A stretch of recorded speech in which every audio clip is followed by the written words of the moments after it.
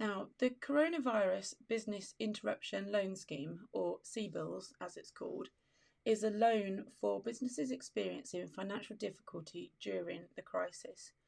Now, we do know that it's going to be low interest rate, and that's to be confirmed. And we do know that the government is going to guarantee 80% of the loan to the lender through the British Business Bank. Now, the borrower is still going to be 100% responsible for all of the debt. It's just who he's going to be owing that to. So we know that the first 12 months of interest is going to be paid by the government. Initially, they said the first 6 months, then they changed it to the first 12 months. And we know that the CBILS loans are going to be available to companies that have insufficient security to meet a lender's normal requirement. Now, what we also know about these is that although you are more likely to get a coronavirus business interruption loan, it's not guaranteed.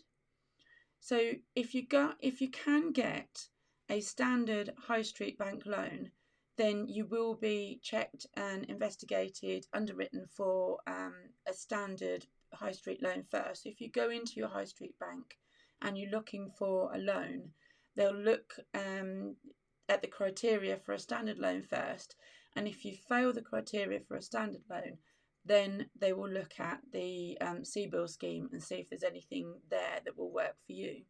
Now, it's still not guaranteed. As with any loan, there are still going to be criteria to be applied, and these have not been announced yet. We know that it was available from Monday, March the 23rd, so we can walk into our banks from this week and start applying for loans if we need to.